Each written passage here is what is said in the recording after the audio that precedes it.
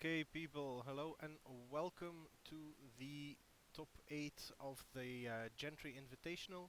Now, this it's kind of funny. We had somebody leave the tournament, and so we had room for a wild card. These two players ended up being the last two candidates for that wild card and decided to duke it out for the final spot. So, this is sort of the what's before the quarterfinal, the eighth finals, to get into the actual top eight to play on. For the people that have been here since the previous matches, that have seen other matches, this will slot into the top eight. Where on one side of the bracket we have Tim Matthijs waiting in the finals for the eventual winner. So the winner of this match will play against Ruud. The winner of that match will play against Frederik Mortier, and the winner of that match will get to play against Tim Matthijs and in the finals, as mentioned before.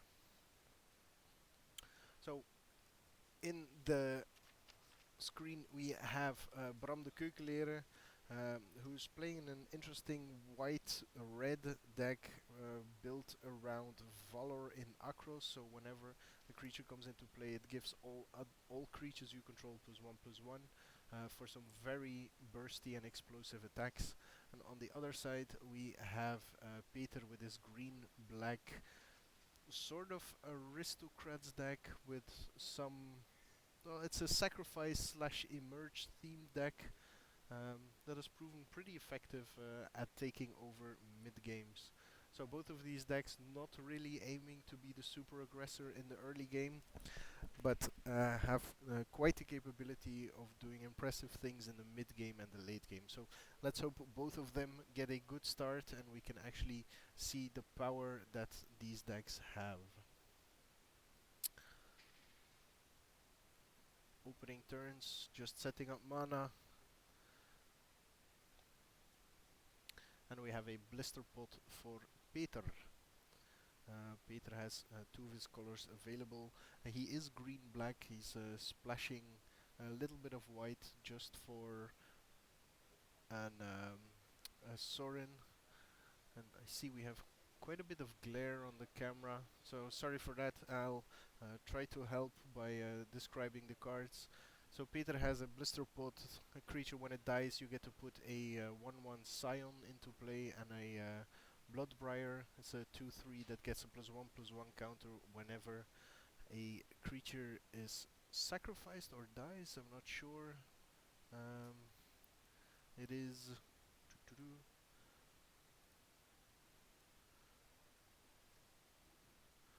So Bloodbriar, whenever you sacrifice another permanent. Ja, doe maar. Okay. On the other side, we have Peter.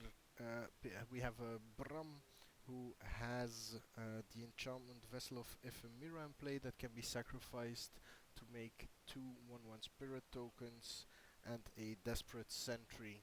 So Delirium, it actually gets power, and when it dies, Peter gets a 3/2 Eldrazi token.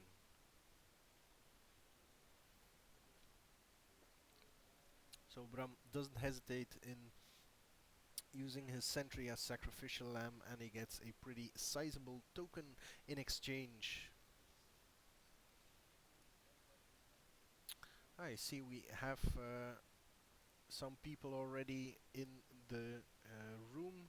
Feel free to enter the chat. Let me know if you have any questions, remarks, wishes, and we'll try to help you as much as possible. In the meantime, Peter cashed in his Bloodbriar for an Abundant Maw, draining 3 life from Bram. There is also a 6/4, so quite a sizable threat for this mid game, but nothing that Bram will have issues with. I think that was a dragon fodder, making 2 goblin tokens for Bram. So Bram has the defense available to clear the complete board, while Peter in his hand has a grapple with the past as a rebuild potential and decides to go all in on the offensive. He has pressure right now, his life total being quite a bit higher than Bram. And Bram don't really agree with this block.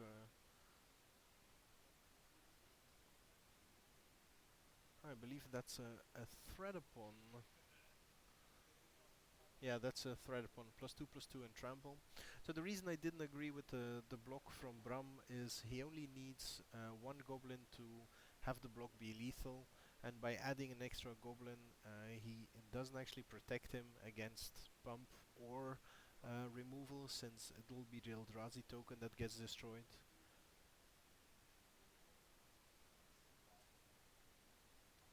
And Bram coming through for 5 damage, 4 of which trample damage from the Tread Upon.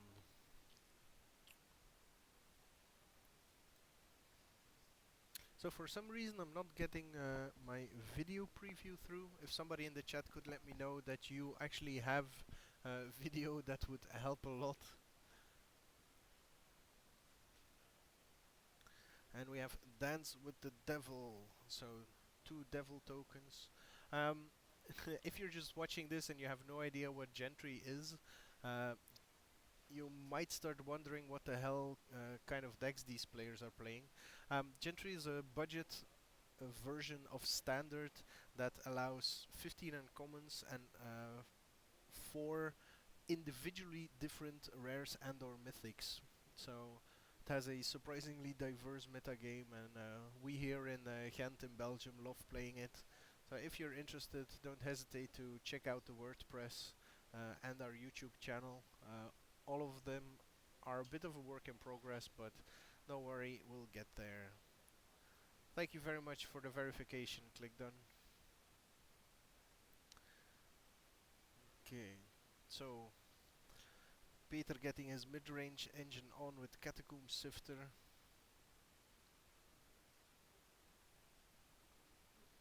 And Bram hoping to kill the Maw with the ability on the tokens.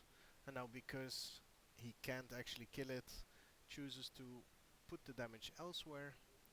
Kills off a Scion and the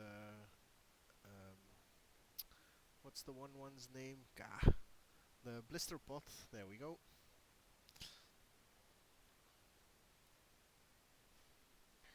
And it's looking pretty bleak for Bram. Yeah, he also took I believe 6 trample damage.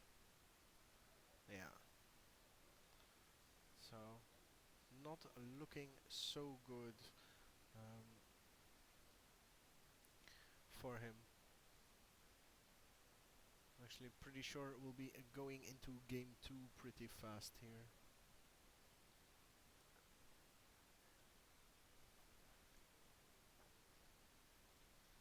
Bram holding all the pieces to have some pretty crazy turns, but unfortunately will likely not get the time to actually deploy everything. Just passes the turn. While they're sideboarding, I'll try to improve the image quality a bit, but can't really promise a lot.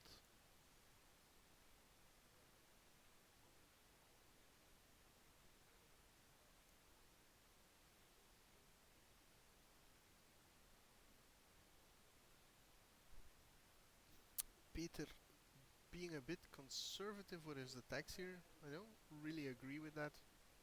I think he can just go in with everything and get some extra damage in.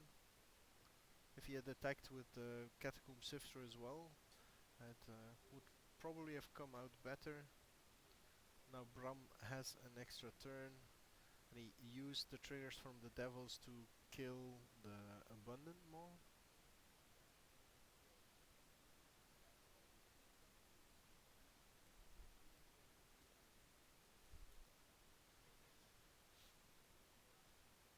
yeah, had he attacked with the Catacomb Sifter, Bram would have been forced to split his blockers and he wouldn't even be able to kill them all.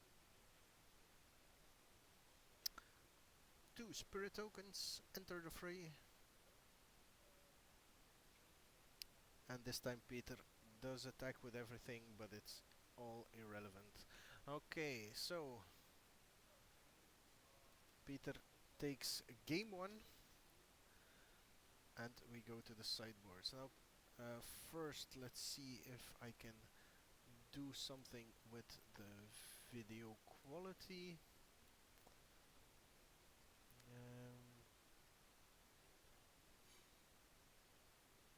That's a little better.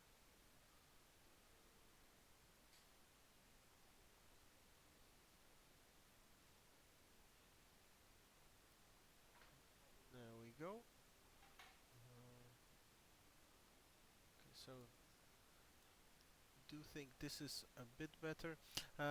And let's have a look at this sideboard. So for the sideboard on Bram's side, we have two Philidar's Cubs, two Gideon Reproaches, two Inspired Charge, two Outnumbers, two Tandem Tactics, two Uncaged Furies, two Kithian's Tactics, and one Magmatic Chasm. The Gideon's Reproaches are pretty good against Peter. They're just strong enough to take out an Abundant Maul, which is a central threat to Peter's deck, as we also saw in this game. The rest, I don't think he'll ever be in a position to build up to enough creatures to pose a threat with one of the spells that boost his entire team. In the meantime, on Peter's side, we have Caustic Caterpillar, Aerial Volleys, Bone Splinters, and Duress. The Caustic Caterpillars going to come in if Peter knows what he's facing against, because that wasn't really clear. Now these two players do know each other quite well, so I wouldn't be surprised if Peter does know what's waiting for him. Aerial Volley, as far as I know, only is an answer to the Vessel of Ephemera tokens. What else do we have here? Breaknight Rider, Werewolves, Inspectors. Yeah, just the vessels. So that's not that interesting. I don't think Bone Splinters is interesting, and Duress. It it can snag a lot of cards from Bram's hand, but I think that Peter can do better by just putting more pressure on the board, so Peter can't actually. So Peter should put more pressure on the board, so Bram can't actually build a huge army to boost with the Valor of Akros. Valor in Akros. In Akros. There you go. So the players are ready with sideboarding, and we are getting ready for game 2.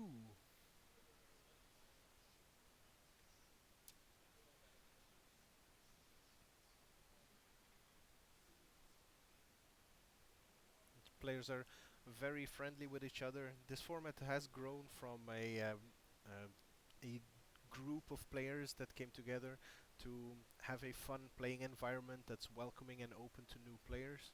So it's the League of New and Beginning Magic the Gathering players here in Ghent. So if you're ever around or you're interested in getting to learn the game, getting to play the game, um, everybody's welcome here for some games. So opening sevens, Peter already throws his back. Bram is still looking at his opening seven.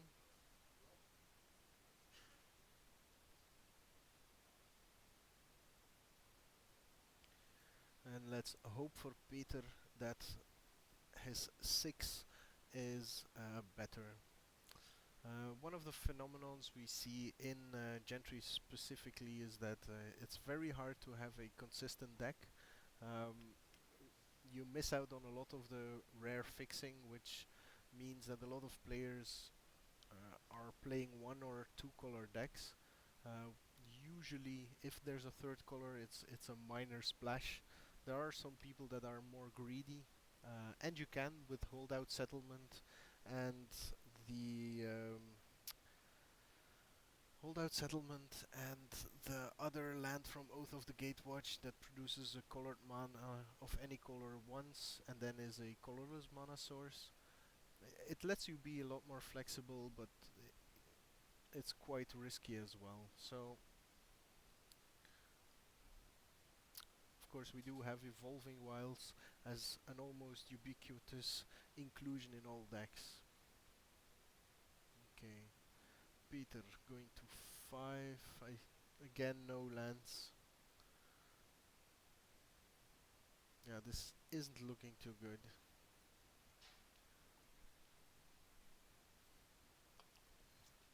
Peter is playing 24 lands with a curve as low as his deck. That seems more than enough.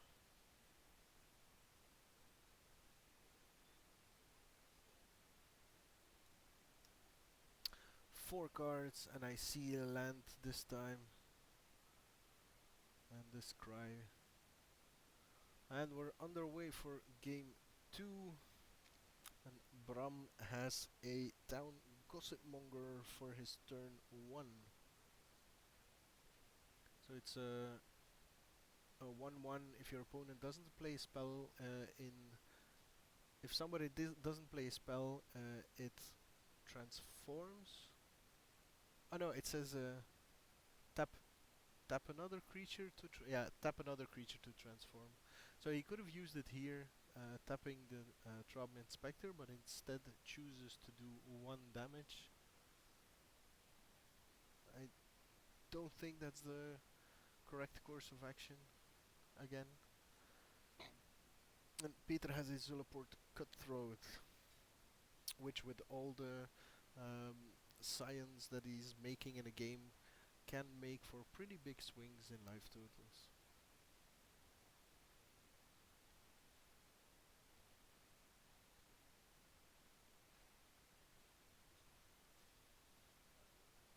So, Bram. Yeah, this time he does use the Gossip Monger to tap the Inspector and turn it into, I believe, a 2/3,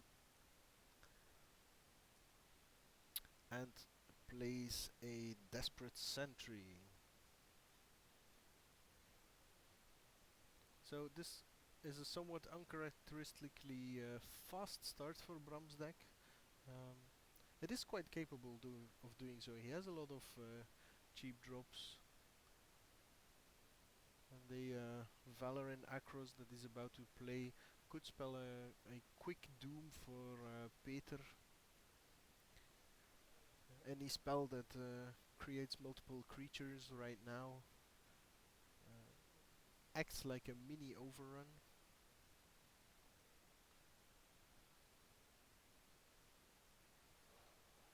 And on the other side of the table we have Peter stuck on 2 mana. He draws a 3rd mana, and I see a Flaying Tendrils in there, but that doesn't do that much. So yeah, Peter choosing to play the Bloodbriar.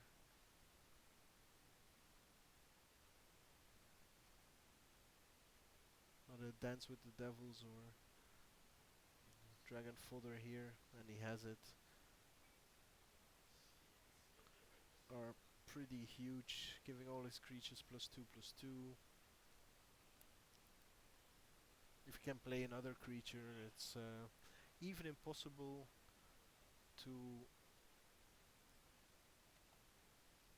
It's probably impossible to block, preferably. You should have sound. We don't have sound on the player's tables, if you mean that. And the video quality, really sorry, but with the equipment we have, we can't really get better video quality. I'll see for next match if we can reduce the glare by repositioning the lights a little.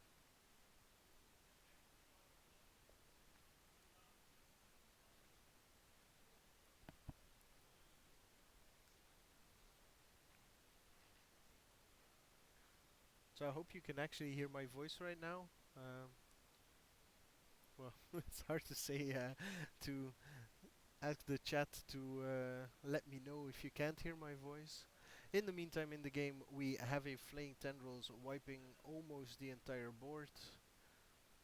That's the respite Peter desperately needed to make sure he has a chance in this game, but don't forget he went down to 4.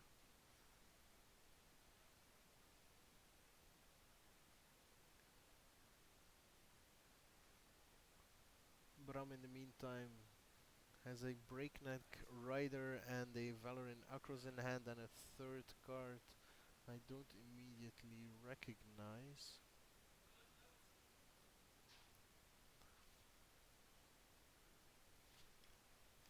So there's a breakneck rider,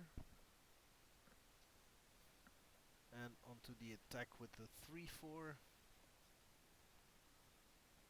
So Bram keeping up the pressure.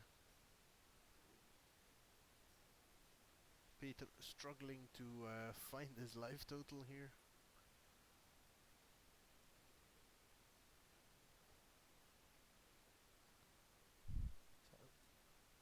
So he's already down to 6. Not sure if that's correct.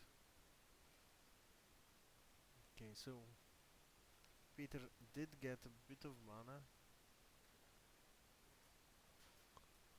Well, a bit got sufficient mana to actually do something in this game.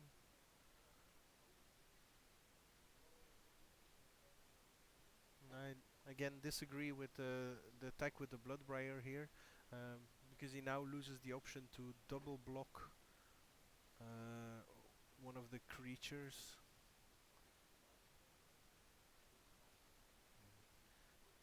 Yeah, that's the hand where Garrison, whenever it attacks, it puts attacking tokens into play. That's the crazy combo with Valor and Acros. So now both creatures have 3 power, and Peter has to block and has no favorable block here. Where if he didn't attack with his second Bloodbriar the previous turn, he could have double blocked and at least get something off the table.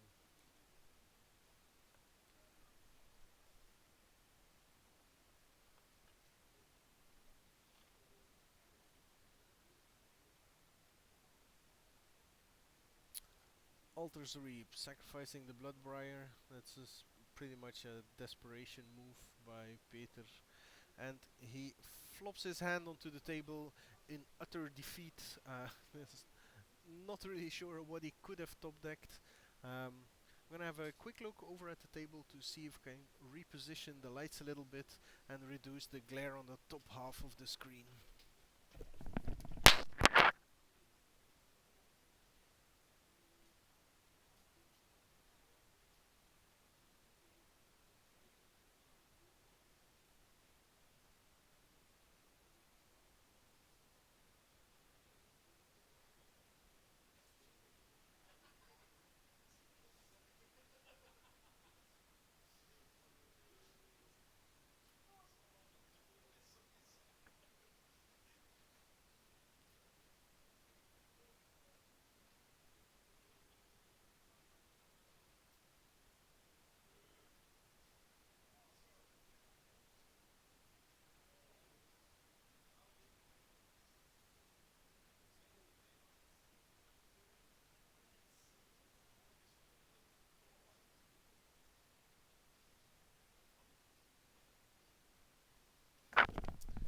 Okay, and we're back. So, let's adjust the score. It is 1-1 for this match. Peter against Bram. Peter playing his mostly green-black sacrifice emerge team deck, and Bram on his Valor of Acros red-white aggro build. I don't think anyone changed anything from their deck, so there was no sideboarding. The did mention they were shuffling extra long to give me more time to have chat with you guys, which is very nice. Get to socialize, get to know you a little bit. But if everybody's so silent and not putting anything in the chat, it's really hard to have some interaction. And they know it. They're just annoying me by doing so. Okay, Peter a little bit superstitious because he did went to 4 the previous game and is now shuffling extra well to avoid getting mana-less hands again. Let's see if he's luckier this time around. 7 cards.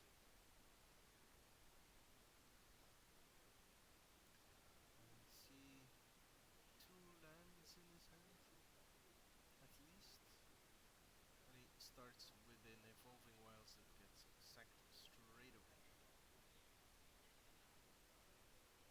Okay, as we've seen in previous games, Bram's deck is quite capable of going on the defensive quite hard. But in game 1 we saw how strong Peter's mid game is.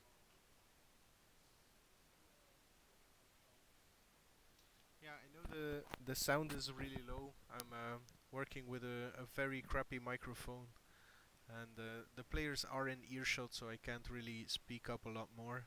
I'll try to do it like this, but I can't really uh, get more. Maybe we can.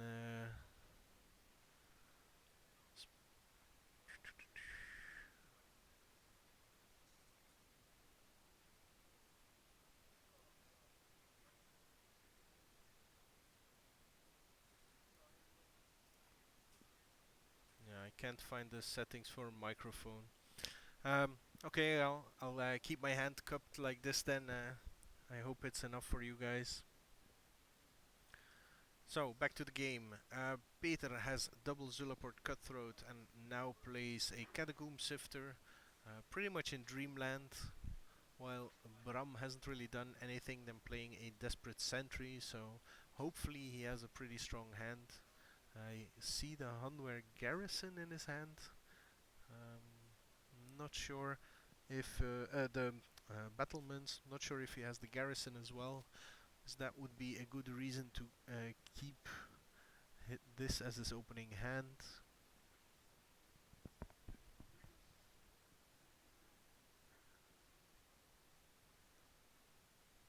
Let's see what Peter has to follow up. A Science Summoner. So he already has quite a bit on the table to manipulate the top of his deck, drain some life, but he's choosing to stay on the defensive. His opponent does have 3 toughness creatures that are quite a roadblock for his offense, which is a recurring theme really for all these black-green decks. Is they're they have a hard time with 3 toughness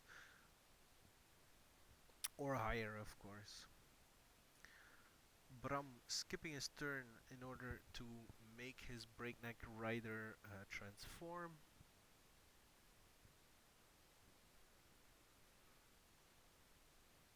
I see Duress in Peter's hand.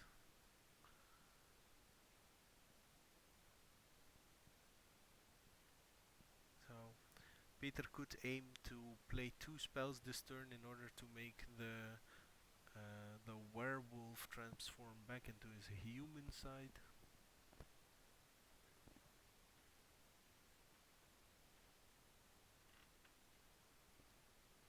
And that's exactly what he does.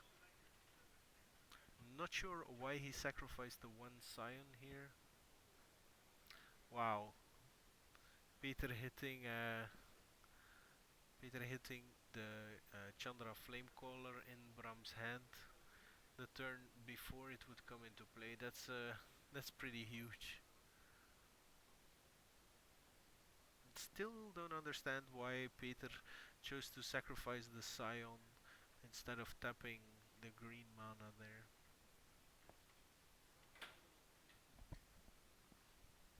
It does leave him mana available for grapple with the past, assuming he sacrifices another scion.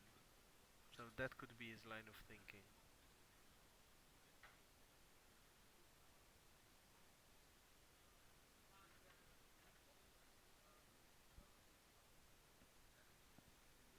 I think Peter passed the turn without. Yeah, I'm gonna intervene in the match for a second to remind them to flip down the werewolf again. De werewolf moet terug transformen. Je hebt twee spells gespeeld.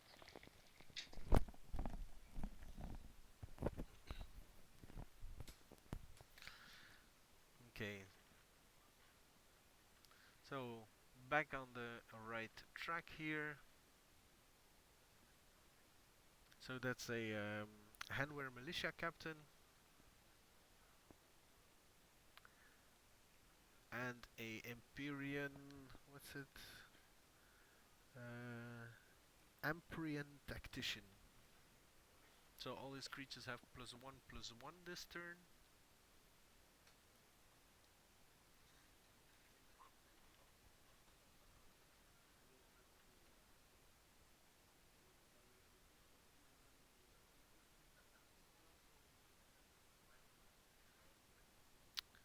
And Bram attacking with a 4/4 and Peter blocking with a Science Summoner with +2/+2 and trample from a tread upon. This is the latest addition into his deck and so far has looked pretty good.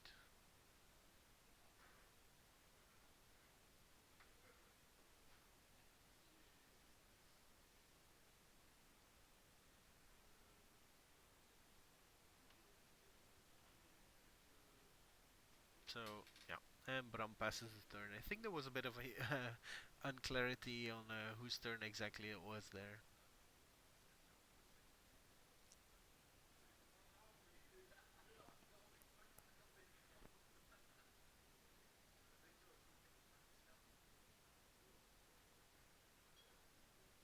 Okay, Peter pretty firmly in control here. He has the bigger board presence um, and can manipulate life totals and the top of his deck. The captain transforms when you have 4 creatures at the beginning of your turn, I think. So at this point it's not an immediate threat.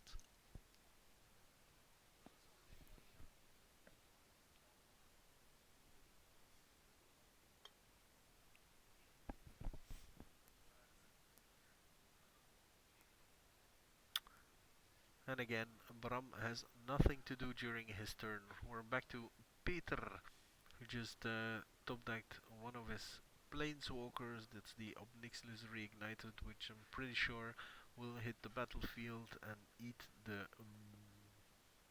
militia captain.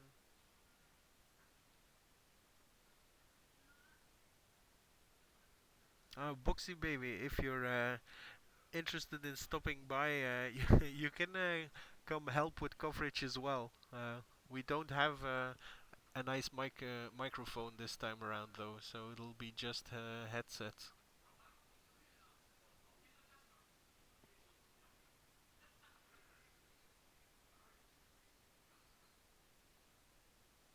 And there we have the aforementioned Obnixilis reignited, ready to take over the board.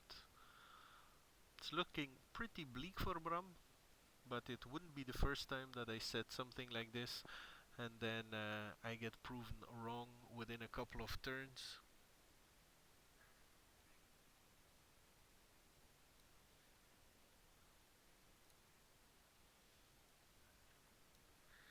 We forgive you, Boxy baby. Enjoy your dinner.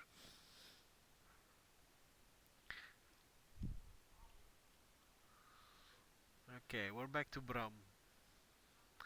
Can he do something to rebuild his board and take control? So, there are the battlements.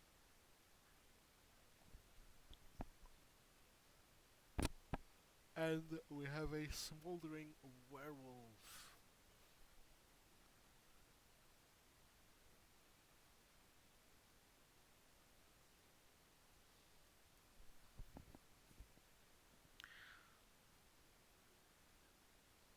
So the smoldering werewolf can deal does something with the.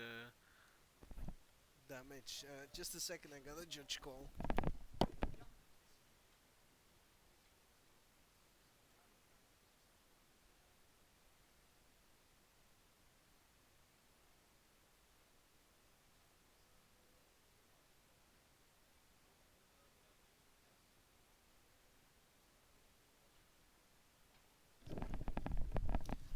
So, when the smoldering werewolf comes into play, it gets to deal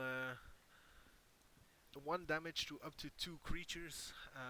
But I'm using that to take out the Zulaport Cutthroat, and Peter decides to sacrifice the Scion to get an extra drain in.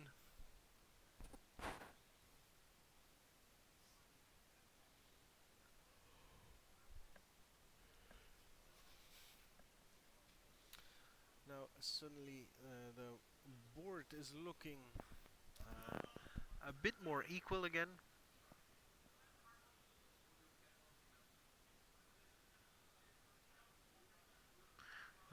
Not sure what that is.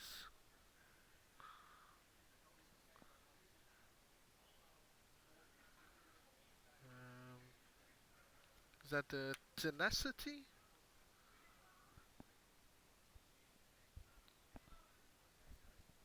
or Uncaged Fury. I can't really see.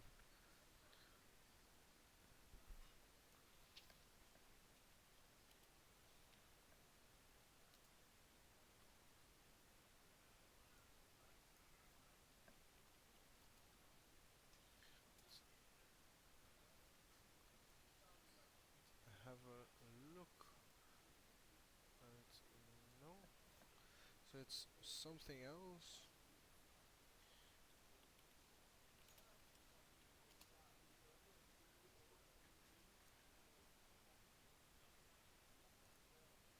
Ah, it's a magmatic chasm. Creatures without flying can't block this turn. That's what it was. So that came in from the sideboard. For Bram to deal some extra damage. And like I said, Bram equalizes the board completely, and we look like we actually have a game on our hands now. Valor and Acros hits the board. Doesn't do a lot with an empty hand, so Bram is even more reliant on the top of his deck now, while Peter has uh, 2 cards in hand. So it's a Zulaport Cutthroat and a Bloodbriar. Getting back on the board with relevant bodies. The Tactician is a 3-3, which, as I mentioned before, is quite problematic. 3 toughness, but also has 3 power, matching the Catacomb Sifter and the Bloodbriar. And now we have a town Gossip Monger as well for Bram.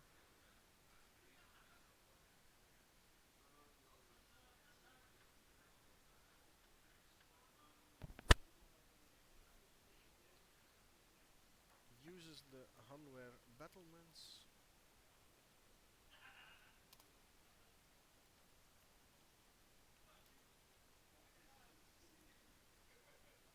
Battlements to give it haste,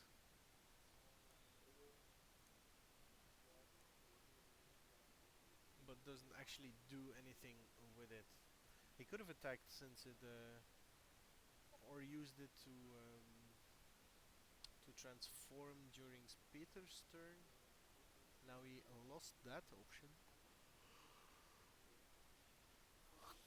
He can still block, tap, and transform though. A Vessel of Ephemera, Ephemera, a Vessel of Ephemera, yeah, would be pretty big here because then he can make tokens at instant speed and buff his creatures while they're on defense. But it doesn't look as though that'll be an option.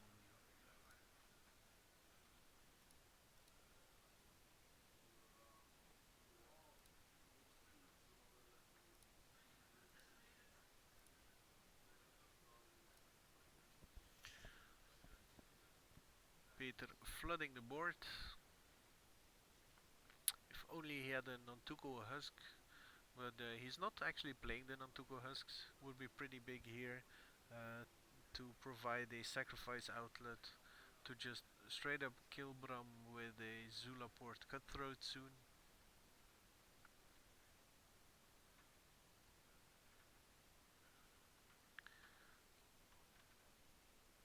See, there's a big difference between these rock type black green decks and the deck Bram is playing. Every card Peter plays pretty much impacts the board, where Bram has a lot of cards that rely on him having a number of creatures in play already. It looks very overpowering when it actually works, but when the deck starts lagging behind, so to speak, or is actually struggling with a more interactive opponent, you can get stuck with a lot of dead cards in your hand.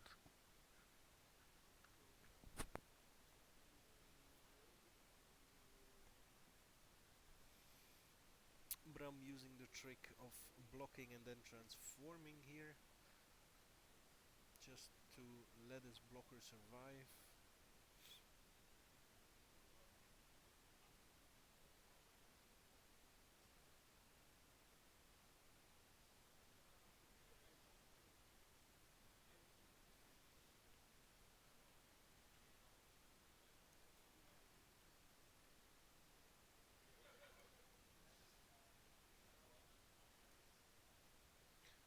So he's putting a lot of mana into the Incited Rabble, the transformed Gossip Monger, to um, make sure it kills the Catacomb Sifter here.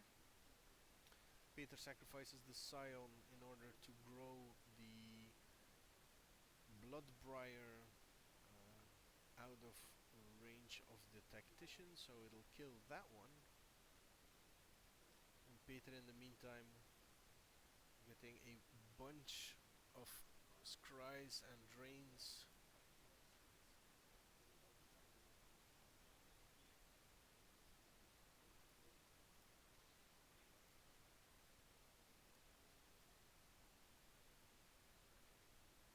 That one dies. Yeah.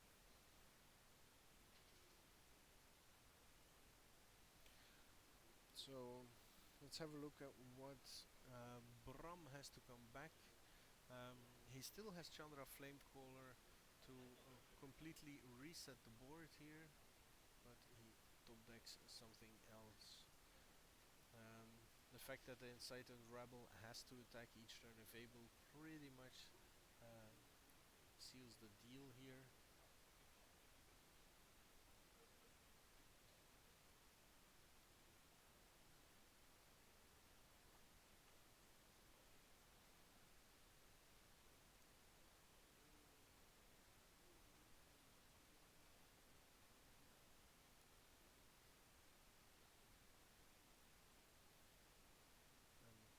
And Bram pretending to be able to do something, just coming in for a little extra damage, but Peter's at a really comfortable 34 life. Yeah, this is the sign of defeat if there ever was one. Playing Kittian's tactics now, just to annoy Peter and forcing him to put the 2 back. And Bram scoops them up. Peter wins 2-1 and advances into the quarterfinals of this event, where he will face Ruud. We'll be back in a couple of minutes. In the meantime, enjoy some music.